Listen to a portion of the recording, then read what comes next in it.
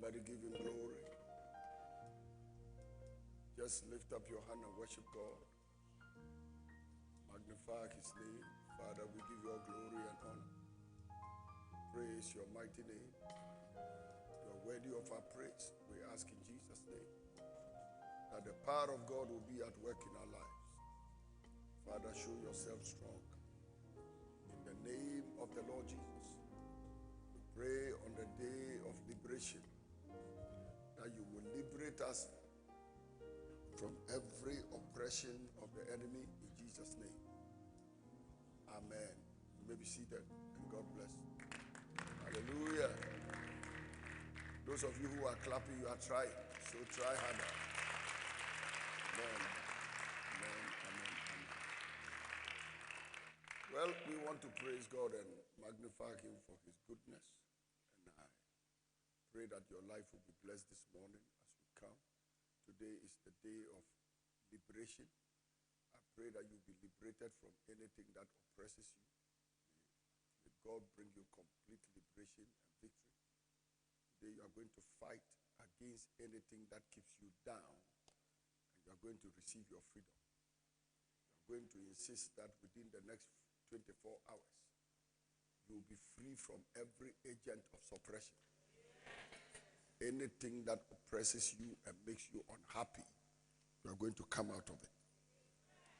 The Bible said in 1 John chapter 3, the verse number 8, our scripture.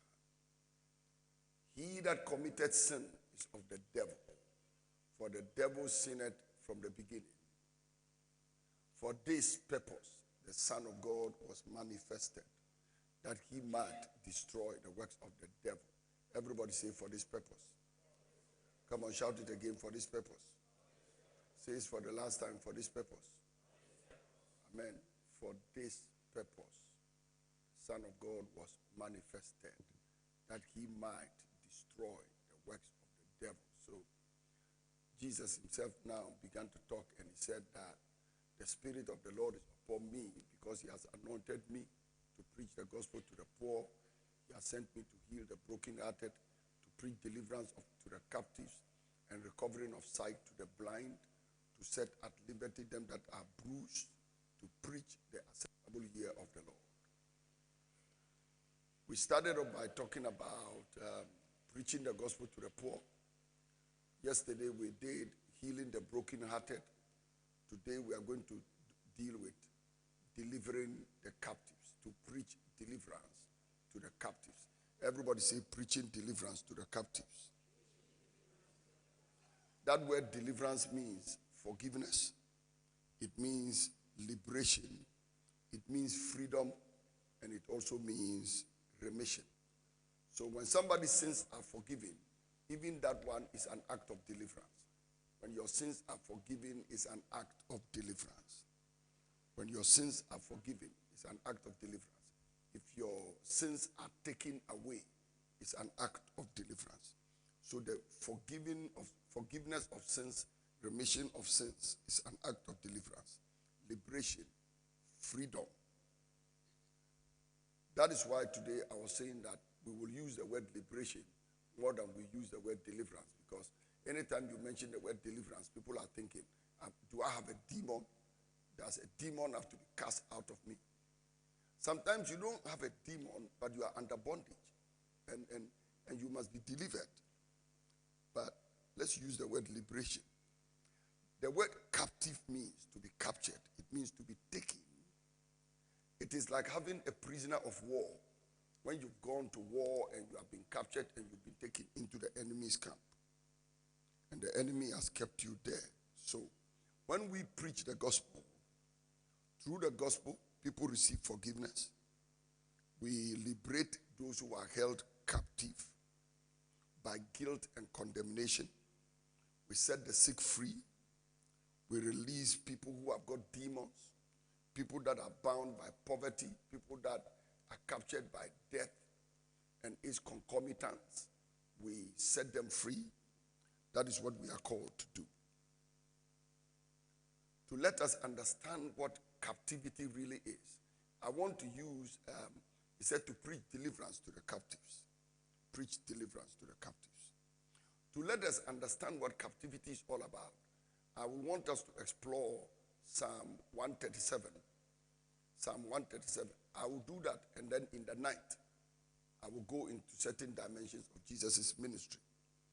But for now, let's look at Psalm 137 and the verse number 1 to 6. The Bible said, by the rivers of Babylon, there we sat. Yea, we wept when we remembered Zion. We hanged our harps upon the willows in the midst thereof. For there, they that carried us away captives required of us a song, and they that wasted us required of us a mirth, saying, sing unto us one of the songs of Zion. But how shall we sing the Lord's song in a strange land? If I forget thee, O Jerusalem, let my right hand forget her cunning.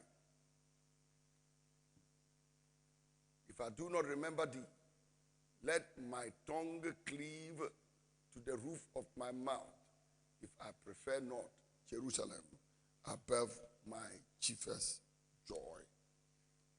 I want to look at the state of captivity. The state of captivity. When we say somebody's in captivity, what do we mean? Number one, it means the person has been carried away. Everybody say to be carried away.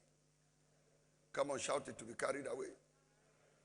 How many of you remember years ago when they used to carry wives away in Bolgatanga? No, me, I grew up to see that thing. A lady will be walking in town and then all of a sudden 3 or 4 men.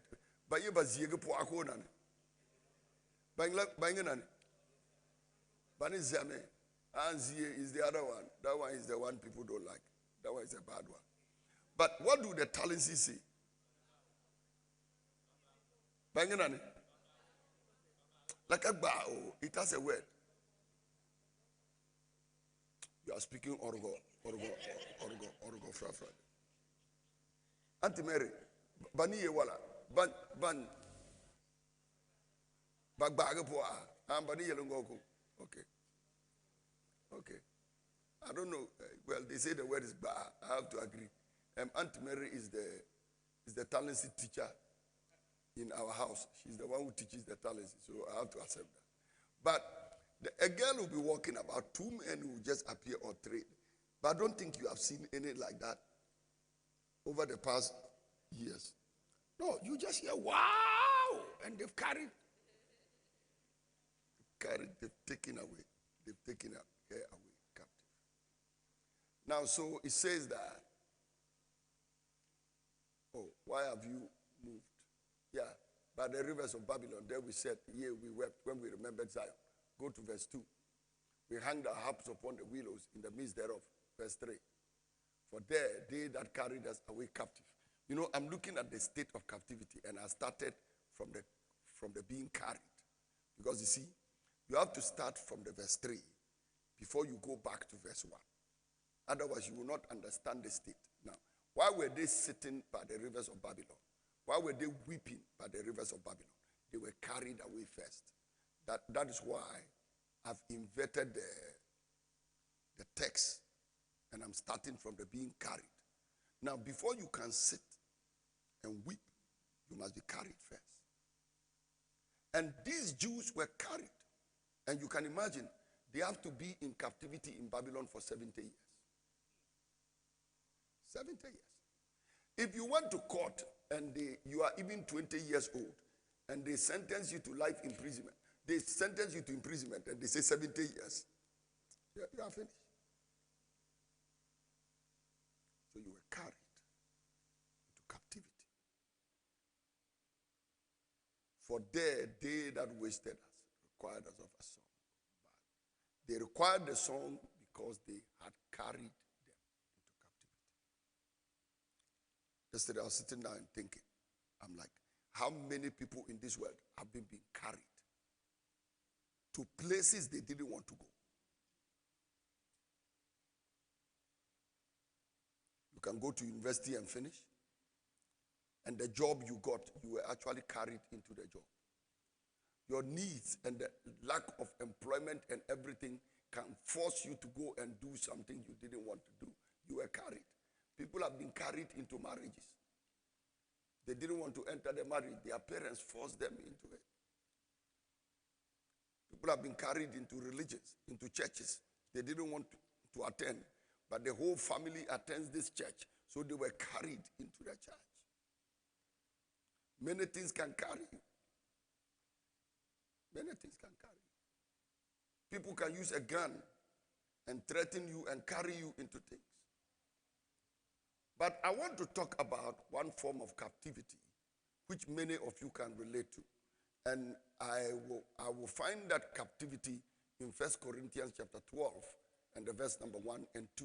1 Corinthians chapter 12, the verse number 1 and 2. The Bible said, now concerning spirituals or spiritual gifts, brethren, I would not have you to be ignorant. You yourselves know that you were Gentiles carried away unto these dumb idols, even as you were led. You were carried away unto these dumb idols. Everybody say carried away. Come on, say it again. And I pray that you really get this thing today. I really pray that you get this thing today. I pray you get this thing. The apostle is talking about believers. They are born again. And he's saying, you know your past. I don't want you to be ignorant about spiritual things. Because you yourself remember and you know that you were Gentiles carried away unto these dumb idols, even as you were led. So you were carried by the demons and the idols, and they led you. Almost every one of us here, many of us, how many of you here, when you were growing up, had your father worshiping idols? You ever saw your father with an idol? Over 95%. Don't fool yourself and think. There's also a culture. The idol worship goes with a certain culture and it goes with a certain mindset. I normally tell mommy, I say, Pearl, you can never appreciate the amount of transformation that has taken place in me as an individual unless you have been a fra man before whose father was worshiping the kind of idols my father used to worship. The thing leaves you with a mindset. It leaves you with a mindset sometimes of wickedness, hard-heartedness. Because you see, they are constantly killing fowls, goats, even dog. I used to see my father climb the gosgo, pick up the dog by the neck, raise it like this, and I think the neck will break or something. Then they cut it.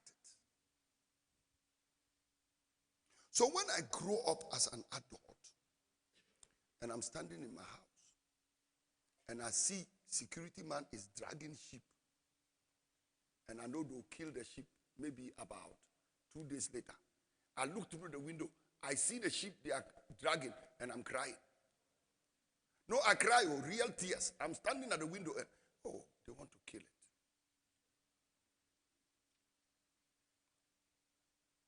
Yesterday they told us a dog was sick in our house about 3 days ago. Me and mommy, we couldn't sleep soundly. For my father to be strangling dogs, and I'll see an animal is sick, and I'm sad, it's a sign of transformation. Because ideally, an animal dying should not mean anything to me. Oh, the idol worship have a kind of wickedness they can put in you. I grew up in a house where I could see my father beat my mother up. By the grace of God, I've been married for how many years now? 30 what? 31.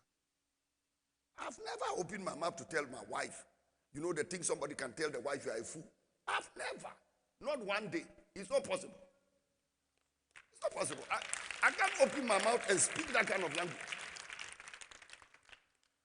Listen, life in Christ, deliverance and conversion is a reality. My father will spend all his money on adult worship. You want money to go to school, he won't give it to you. By the grace of God, I have never denied my children anything. It's a deliverance. Listen, some of you, you are the direct image of your father.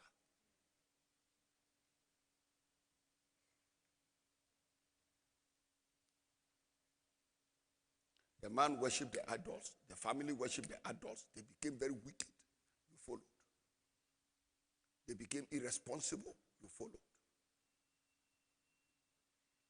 They were drinking the alcohol. You followed. You've copied everything. And the thing is that a lot of these things are inspired by demons and wicked spirits. And the demons now control a whole tribe. They control a whole atmosphere and they dictate the mindset of the people. So somebody will tell you, this is the way Americans behave. This is the way British behave. This is the way Kenyans behave. This is the way South Africans behave. This is the way Ashantis behave. This is the way Frafres behave. This is the way Bulsers behave. This is the way Nabdams behave.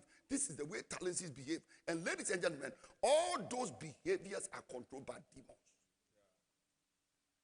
Because you see, the people worship the demons, and the demons are the things that control the territory. The Bible calls the devil the prince of this world. Today I was talking to somebody lost their father, and I said, where are they going to do the funeral? And then she said, they are going to do the funeral here and here, and they are going to do the burial here and here. And that is because from that part of our country, when you die, you must be buried here or you must be buried there. It's a spirit.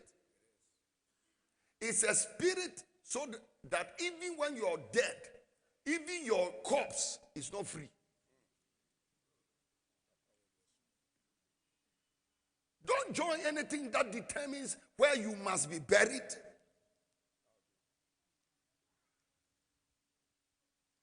It's a spirit. So it makes you very inward looking. It binds you. You don't have freedom.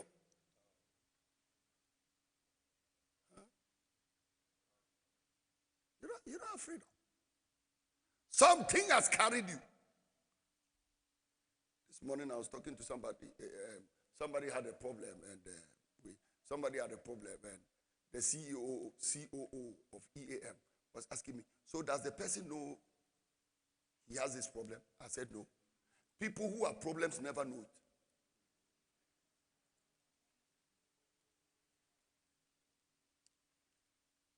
If I call you today to tell you the real problem you have in life, you are likely to deny it. No. Anytime you see yourself saying, Wallahi, I don't have this problem, it's likely that that is the one you have. Hey, me, I'm not a liar. Oh, you are a big one. Have you ever seen a liar who knows I'm a liar? So it's deliverance, you see. It's a spirit that has carried you. A spirit is carrying you. You know the people who can't, he just can't stop sleeping with women. It's a spirit. Sleep with this one today, sleep with that one tomorrow, sleep with this one tomorrow. Can't stop. It's a spirit. A demon has carried a person. She can't stop, he cannot stop. Or by the time you realize you are in the Pito house, alcohol, you can't stop. You've been carried. Some too can be in the church and still have idols. Oh yeah. Some have idols. Their parents worship the idols on their behalf, especially in the north. And there are people that can be believers, yet every year want to attend festivals in their village. Oh yeah, you know, there's a festival in my village, I have to go. And then when they go, they have to carry some animals and they have to carry some some food, and they pretend they don't know these things are for idolatry. As for those who are unfortunate to become politicians, no matter how you are born again, you must go back to the idols and other things. So, because you go to the villages and you have to see the chiefs, you have to see the this and you have to see the that, and they make you do things. You are carried onto these dumb idols. He said, carried away onto these dumb idols. And as you were led. So this one said, by the rivers of Babylon, there we sat, yea, we wept, when we remembered Zion. For they that carried us away required of us a song. They carried us away captive. They carried us. I pray that nothing will carry you in life. May you live a life where you do what you want to do. Listen, may even sleep not carry you away. Kai, woman's here go. That means sleep has put you down. I've been telling people that if you are watching television and you fall asleep while you are watching the television, you are a very weak person. How many weak people are here? Watch TV and fall asleep. How? You should sleep when you want to sleep. Now you are watching TV, then you are coming. Is it a force? Put it off and sleep.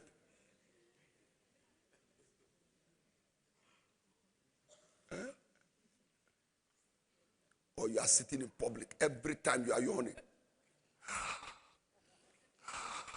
Yawning has carried you away captive.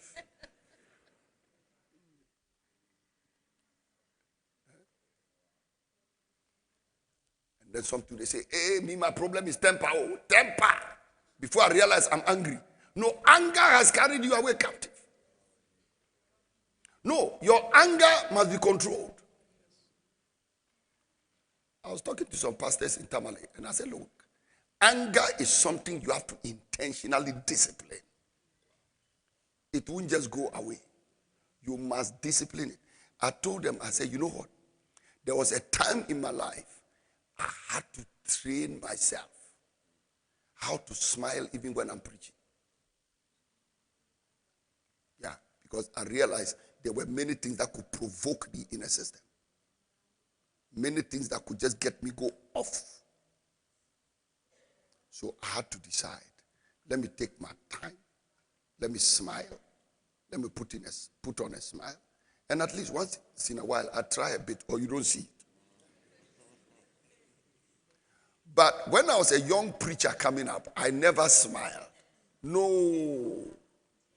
My attempt in every meeting was to hammer them until they are crying. Oh, this smile, I just smiled like this. No. Years ago, it will never come. Until I realized that, bro, the gospel you are called to preach is a liberating gospel. It's not a condemning gospel.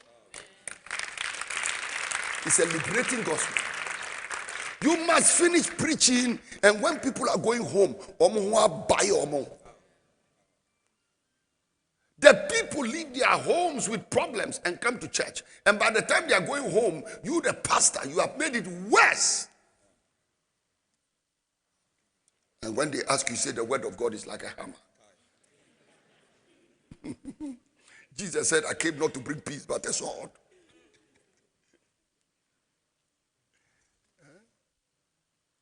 And when you are preaching and echo shouts, boom, then you add more fire. You must destroy something. I'm not teaching somebody anything at all. So you are carried. Anger can carry you. Food can carry you. Those who eat when they have to eat. Even this fasting. Some of you around 2 p.m. will look at the sun. Say, Kai, I will not kill myself. Some of you even break the fast with kulukuli at 2 p.m. Kulukuli. Alberos.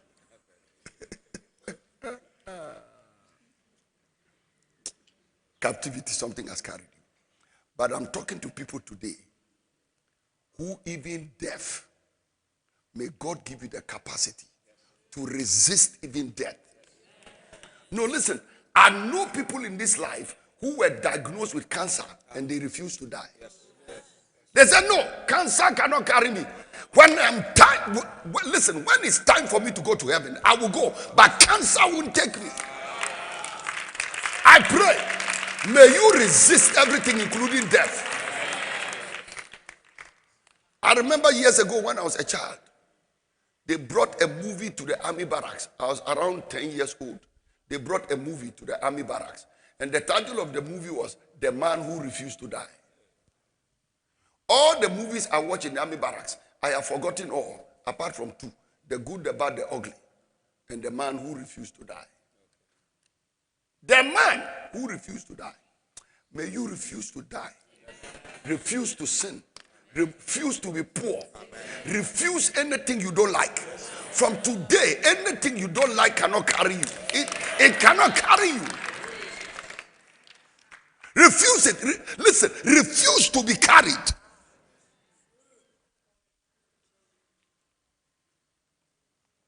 Something carried them from the land of Israel into Babylon. And the thing that carried them is not just King Nebuchadnezzar. Nebuchadnezzar was an idol worshiper, so the spirit behind Nebuchadnezzar drew them into Babylon. Listen to me, many of the people that carry you, there are forces behind them. Oh, that is why, Pastor Mike, some of our ladies sometimes leave church and marry unbelievers. And when we are trying to talk to you, don't listen to us. You come with a man you want to marry. We say, oh, where does the man go to church? Oh, he goes to church here and here and here. You don't know the person's background. You don't know whether the person is born again or not. You don't know whether this man even went to the discipleship classes. You don't know. You don't know. Once in a while you hide. You sleep with the man. You share your alcohol together. You do all kinds of strange things. Everybody's talking. You will not listen. Church will not choose. We see what we know, we know. What we hear, we hear. We are pastors. We are better than the fetish priest in a village. There are things we know, you don't know. When we look around, there are things we see, you don't see. By the grace of God, I've been the pastor of this church. From 1987, Pastor Mike, there is nobody I ever warned about something they were going to do. And later on, they didn't come back, it didn't work.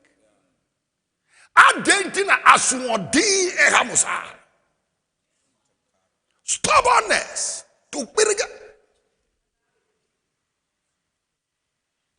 We look at you, we see you are walking into fire. We said this thing is fire. They say no, I will enter. The only bad thing about it is that when they enter and finish, they are your children. When the snake bites them, they come back. And you have to receive them. The other day, my sister Vero and Martha, they were talking to me. They said, Daddy, you have a heart.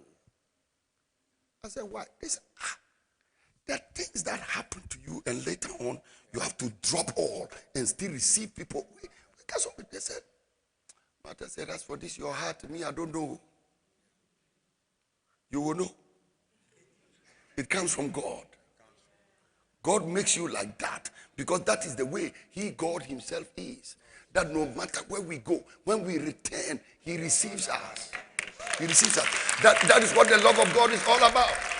That Christ died for us while we were yet what? Sinners. But I'm talking about the fact that sometimes it is something that has carried you. Of all the men in this world, why do you love that particular man in particular? I know believers who left churches and went and became second wives.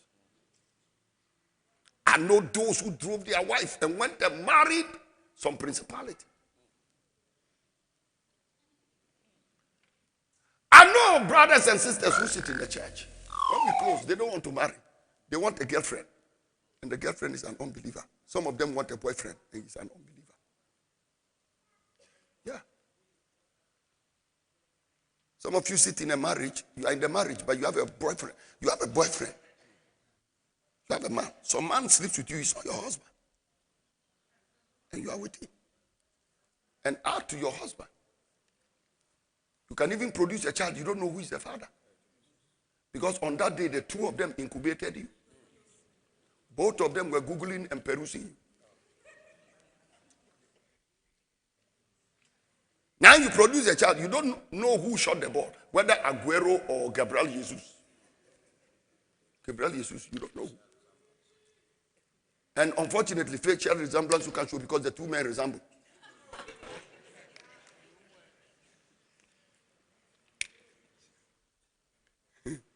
So you look at the two men and you want to look at the one who is more responsible. Kazamego.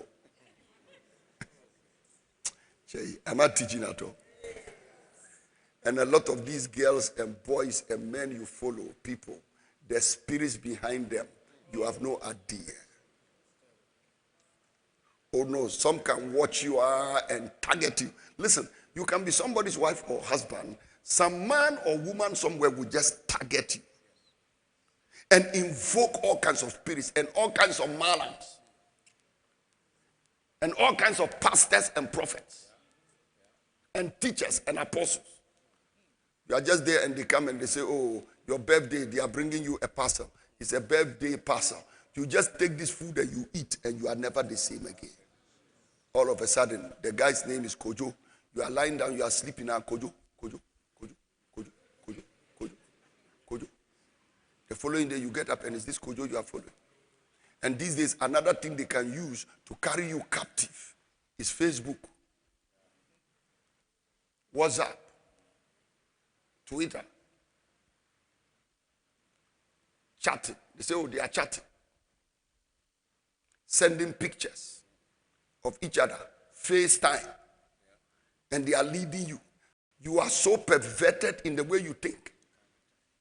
I even hear sometimes they even exchange naked pictures of themselves. You are being carried away. Something is carrying you away. Witchcraft is another thing that can carry you away. Some of us, our mothers and fathers gave us the witchcraft. Your mother is going to die, she calls you and then she says, I want to give you something. Give me your hand. Give me your hand. I want to give you something. Then she puts her hand in your hand and says, take care of yourself. I have put something in your hand. You're like, Ma, Baba, what have you put in my hand? Say, oh, I have put it in my hand. I put it in your hand. After they've died and finished, you are lying down. Sometimes it looks like you don't know whether you are a bird or a crocodile. Because sometimes you feel like entering water. Sometimes you feel like flying. Crocodile and a bird. So there are many of us. The truth is that you are not yourself. Something is leading you. And that is why, as a pastor, I don't counsel for too long. I don't do long counseling. Because you know what, people? Somebody who will understand, even with just one sentence. But another person who is bound, a child of perdition. Why didn't Jesus attempt deliverance of Judas Iscariot? He prayed for Peter. But he didn't pray for Judas because Judas was beyond redemption. One day Bishop Oyedepo was having a problem with somebody. Bishop Oyedepo. I told him, I said, Papa, why don't you help him? He said, Apostle is old. He's beyond redemption. Hey! By the time, it means you have become a bastard in the kingdom. Because any child will be corrected. No, nobody has told you you are wrong before. Nobody has told you you are getting crazy. You are just, there are times when they are playing football matches, when Benfica is playing, or FC Porto is playing a football match, or Ajax is playing a football match, an agent from Manchester United or Chelsea, who are desperate for players, will be sitting in the stands watching Ajax and Benfica. And you think they are part of the spectators.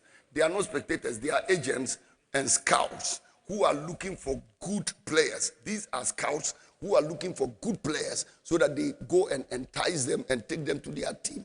So there are witches that are here to convert others and take them to witchcraft. There are diviners who are here to trap others and take them. That is why you must be very careful. And listen, there are unbelievers in this church who are trying to marry some people and take them back to the world. There are witches who are here in the church to marry some of you and take you into witchcraft. It is not everybody here who is a believer. Some are agents of the enemy. They are planters of the enemy. It is not everybody who says, Lord, Lord, who is a child of God. Not everybody is a child of God. Some come to the church just to pervert your manners. So before you realize, you're a very simple Christian in a church, and by the time you realize, you have become a gossip.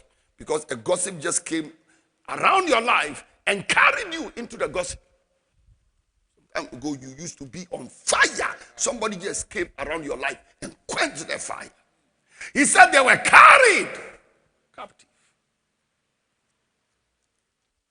And at times, when it comes to issues of deliverance, your body can look intact, but your soul can be taken into captivity. That is when you are asleep and your soul is all over the place. You see yourself sometimes sitting on a tree. You see yourself sometimes in a river. You see yourself sometimes you are on a mountaintop. You see yourself somewhere you are roaming. There are people who every night they sleep and they see themselves in a city. They don't know the name of the city, whether it's Sydney, Australia, or Paris. They don't know, but they are in a city somewhere. A queen, and you are surrounded by water. You are surrounded. No, you have a marine spirit. We are mami water now. Some of you too dream, and you see yourself. You are constantly hunting. You are constantly in the bush shooting animals. A spirit of wickedness lives in you. You are carrying the demon of Nimrod. There's a spirit in you. Listen, that thing about the body and the soul is that this body can look very nice, but the spirit has been carried and the soul has been carried. Like those of you can get angry and take something and throw it on the ground. Bang! No, something has carried you. This is no. They say, oh, you lost your temper. You didn't lose your temper. You lost yourself. You yourself, you are missing.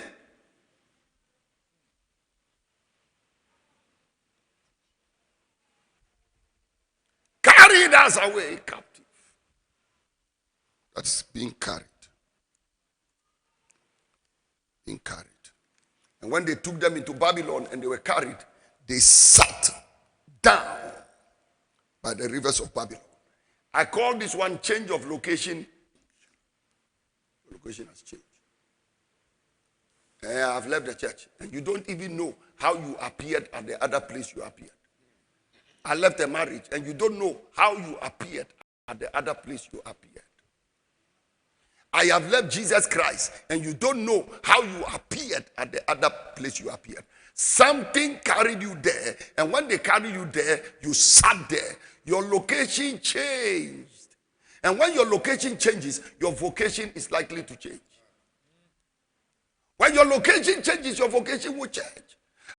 Of Christ, your vocation will also change. You will start when you finish school, go to Bolgatanga and stay there all your life. I've been saying this thing from around 1987, when I was 27 years old.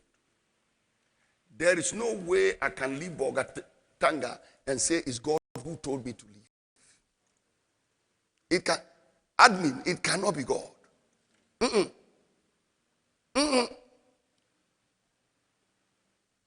Even national service, I didn't take two places. Upper East, second choice, not applicable. This is my base. No, it doesn't change. I'm here by choice, not by compulsion. I'm here by choice. Not by compulsion. No, God didn't force me. If God asked me today, Eastwood, choose the part of the world you want to stay, I'll tell God I want to be in Bolgatanga. God, this one is not a question. I love the place. I love the opportunities for ministry. I love the very fact that over here you impact on lives. Look at the 2 women last night. We raised some money to help. I mean, it's so fulfilling. I got up this morning feeling so happy. The women who are in this state, in the region, are over 200,000, 300,000, 400,000.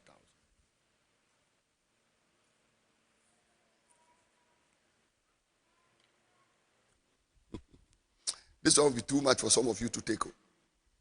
It will be too much for some of you to take. The Bible calls the devil the prince of this world. The devil took Jesus to the top of the mountain, showed him the glories of the world and said, bow down to me and I will give you this. That means every city has got a principality over the city. And sometimes, you know what?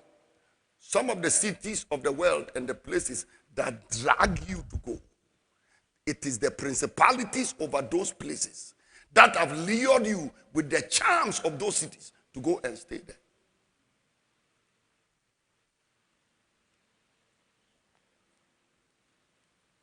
I remember the first time I went to Amsterdam. When we landed in Amsterdam, we were a group of young pastors and Christians who had gone there to go to Amsterdam and just go for a conference and come back. Conference organized by Billy Graham. One of the young men who was like a pastor, when he ended, he landed in Amsterdam, he shook his head. He said, who said there's heaven? There's no heaven, this is heaven. By the time we were getting ready to come back to Ghana, some of them had disappeared, including him.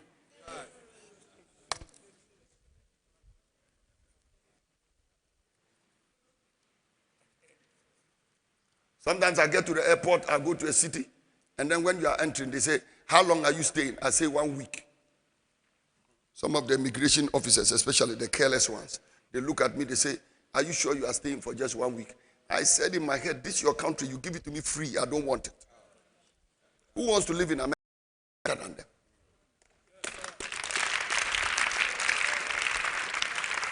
Yeah, one day my wife and I went to a church in the USA. I said, "Pell, a fee penny, a fee. You enter the toilet to go and wee-wee, and even the wee-wees." Some of you think Bolgatanga is, and there are Southerners like Mommy who have chosen to stay here. Work.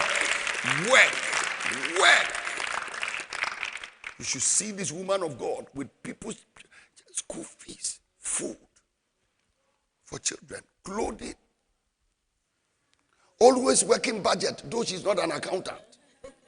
I think Mommy has almost become a chartered accountant.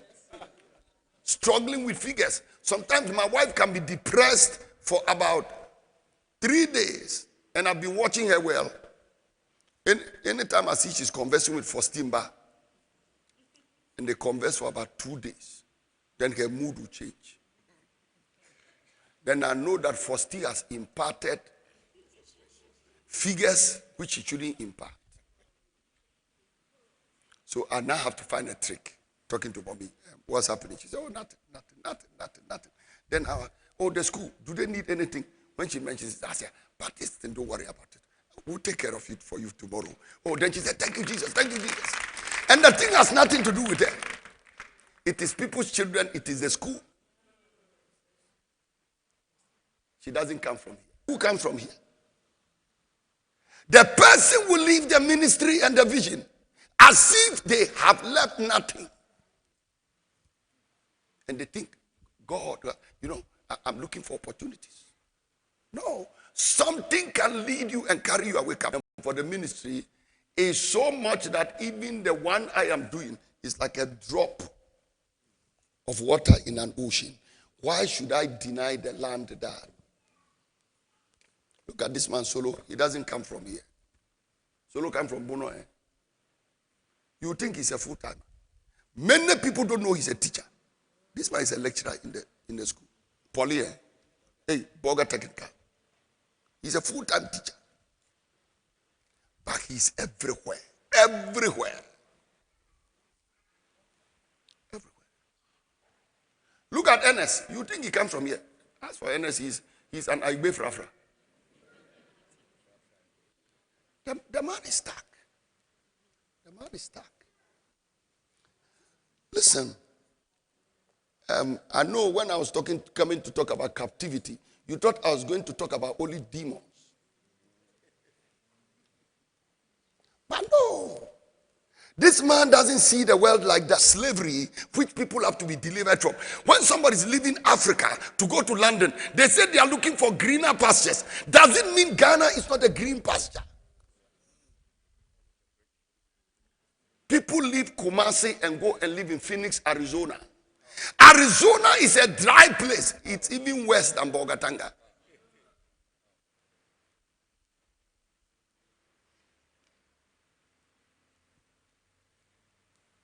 Listen, may you never be carried away captive and go into a place you don't want to go. So they took them away captive. They sat by the rivers of Babylon, because if you are carried away, you can only sit. That is why, you see, they sat by the rivers of Babylon. They didn't have anything meaningful to do. Tributaries that went out of it. So the river just goes through the city, and then it branches out nicely. And a lot of ships used to come there.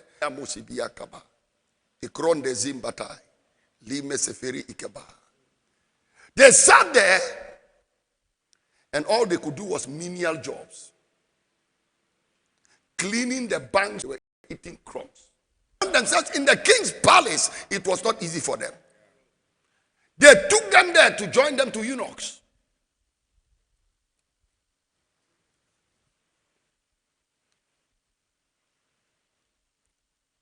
Many times I have gone to the south and seen our people. Not all of them. Some of our people go there, they get very good jobs to do. But especially the uneducated ones.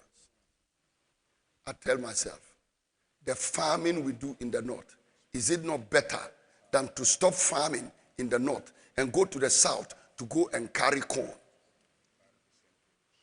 Carry the same thing and work on other people's farms. There we sat. There we sat. You go to Europe, Africans have gone there. They have no job. They have no papers. They hide from the police. They just sit. And the cleaning work they used to do in Europe, these days, the Eastern Europeans have taken over the cleaning work. So I go to the hotels and I ask my wife, where are the blacks? All the jobs have been taken away from them. They sit. We sit. Call another one disemployed. That means you are doing work which you are not supposed to do. Am I a donkey? I won't do it. But I do it here because I love you. And this is where God has called me. God has called me. Listen, even if you were just two people say, Yahweh is God, you cannot say, oh my